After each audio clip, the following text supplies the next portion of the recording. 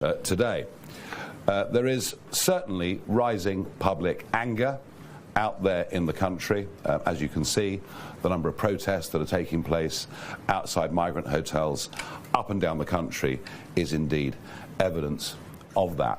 And increasingly, the migrant hotel issue has moved really from one of fairness, why on earth are people being given all these things, to very much about the safety of women and children.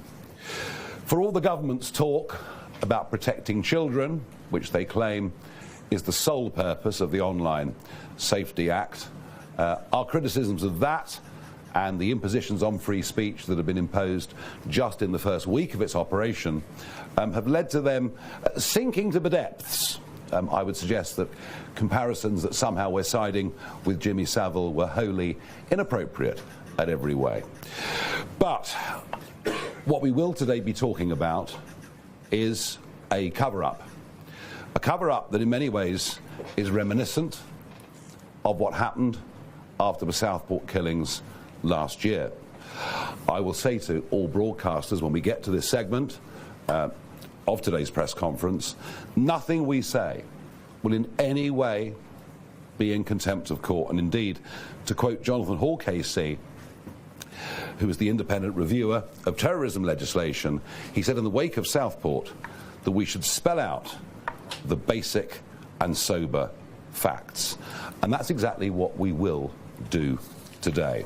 We're the last line of defence against the blob, the cover-ups of the councils, and we have to fight every step of the way against this blob, and this is what we're doing on Warwickshire County Council. It has to stop. A 13-year-old girl has been raped by 2 asylum seekers, and I was told that if I released this, I would be in contempt of court, and that I cannot release this due to this phrase, community cohesion. That's the problem. They're trying to cover up the minority, the people that are coming and going from boats illegally, and the people of Nuneaton are hurt. They've had enough, and that's why I'm urging all council leaders from all parties to join me in campaigning to stop the housing of illegal immigrants in HMOs with Serco and the illegal immigrants in hotels. Threatened, basically threatened, and told the public do not deserve to know the truth. It is absolutely disgraceful. In fact, it has shades of the same mentality at local level that led to Rotherham and the huge shock, not just we as a country, but the international community, who could not believe we'd sunk to those depths. Turning a blind eye, not telling the British public the truth. But when it comes to protecting children, we're not hiding behind a flawed piece of legislation. We genuinely intend to protect, in particular, women and children. And I made this point 2 weeks ago, but I'll make it again today. None of these young, unidentified males that are coming into this country should be free to roam the streets. They should be detained ahead of them being deported. And that is absolutely what we stand for as a party, and we mean it. And we'll do that to protect the British people. We have simply had enough. Thank you very much. Can I just take you back to something you said right at the start? You talking about the government and the Online Safety Act, and you said they claim that protecting children is the sole purpose of the Online Safety Act. So you seem to think there is a real hidden purpose. What is that? Well, if it was to protect children, why on earth would an elite police force be set up to monitor what people say online about events such as what's occurred in Warwickshire just last week? Why on earth are we seeing the extent to which online material has been censored, including, I was hearing this morning, even historical comments about Richard III? I mean, this is the beginning of state censorship. It is very worrying and very frightening. As for the intended purpose of the Act, a process begun by the Conservative Party, fully understandably, because of suicide kits being available online and all of these terrible things. Yes, of course, the original intention of the Act was honourable and correct in every way, and we would stand behind it. The trouble is, that I suspect most 13-year-olds are more tech-savvy than the Science Minister, Peter Kyle, because they simply go to VPNs where they can't just access what's on the web, they can even quite easily find themselves in the even deeper and darker recesses of the dark web. Do we want legislation that protects children? Yes. We're going to have to find a tech solution to it. The government is not there with it. Well, the big story is they're going to spend £100 million on this. Wow. We've given the French £800 million already. And every calm day we see the French Navy escorting vessels literally from the beaches of Gravelines or wherever it may be to the Midway line. And yes, you can employ more officers and you can do whatever you want and you can put more border force boats in the channel and more drones and spotter planes in the sky. And you can speed up the asylum process. Easy. Just wave everybody through. In fact, from Sudan, Eritrea, countries like that, that's pretty much what we do already. None of this stops people coming. Why do people come? They come because they know they have an over 99% chance of staying.